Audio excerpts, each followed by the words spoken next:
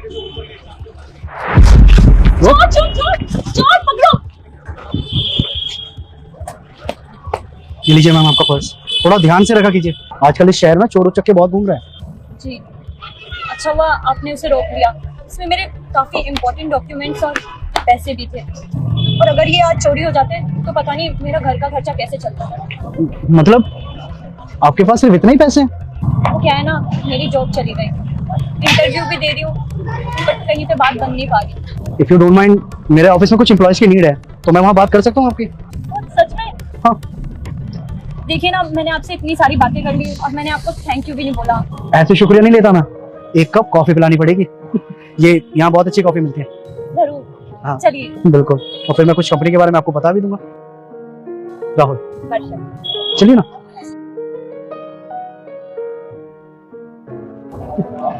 ये लीजिए ma'am coffee, यहाँ की कॉफी बहुत अच्छी होती है। अरे मैम नहीं, वर्षा बोल सकते हैं आप। ठीक है वर्षा, कॉफी पियो। वैसे यहाँ पे मैंने आपको कभी देखा नहीं, आप नए हो क्या? हाँ, मैं अभी रिसेंटली शिफ्ट हुई हूँ डाइवोर्स के बाद। डाइवोर्स? हाँ मैरिड हो? मैरिड थी बट अब डाइवोर्स हो गया। देखिए मेरा कोई मतलब तो बनता नहीं पूछने का, फिर भी पूछ लेता हूँ, डाइवोर्स क्यों हुआ? और वो आपके घर वाले, उन्होंने कुछ क्यों नहीं कहा? क्या है ना, जब लड़की अपनी पसंद से शादी करती है, लव मैरिज करती है, तो घर वाले खिलाफ हो जाते हैं लड़की के। बोलते हैं कि अगर तुमने अपनी पसंद से शादी की है, कुछ भी प्रॉब्लम होगी तो आगे हमें बताना।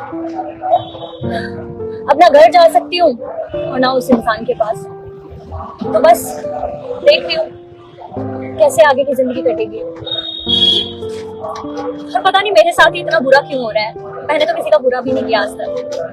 पहले डाइवोर्स हो गया और अब नौकरी चली गई। समझ में नहीं आ रहा कैसे सब कुछ होगा।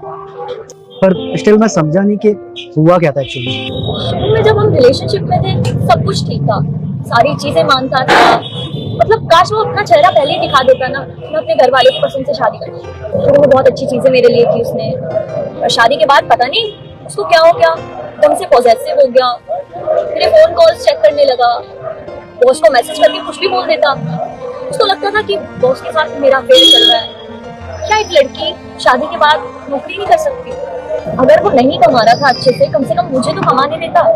पर उसकी तो ईगो हर्ट हो रही थी कि मैं कमा रही हूँ, वो कम कमा रहा है। इसकी वजह से बस हर दिन हमारे घर में लड़ाई होती थी। कभी मुझे कैरेक्टर लेस बोलता था, कभी बोलता था कि तू ही मनहूस है मेरे लिए। जब से लाइफ में आई है मेरा करियर खराब हो गया।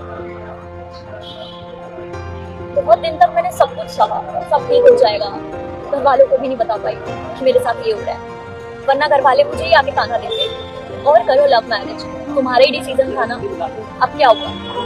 ये बस शांत हो और इंतजार करो, तब लाइफ पहले जैसी अच्छी होगी। आप गलत बोल रहे हो वर्षा जी, पॉजिटिव नहीं, ओवर पॉजिटिव था वो।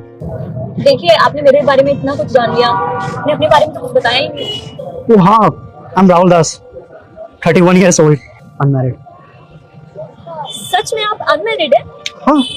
शादी क्यों नहीं की? दरअसल फैमिली की रिस्पॉन्सिबिलिटी इतनी है ना मेरे ऊपर कि कभी मौका ही नहीं मिला, और वैसे भी सिंगल चाइल्ड हूँ मैं, तो मुझे तो कोई ऐसी चाहिए कि जो मेरे परिवार का ख्याल रखे, जो मुझे समझ सके, जो उन्हें समझ सके। तो अभी तक कोई मुझे ऐसी मिली नहीं, तो इसलिए मैंने शादी की नहीं। अब देखिए ना राहुल जी, भगवान भी कभी कभी कैसी अजीब जोड़ियां बना देता है।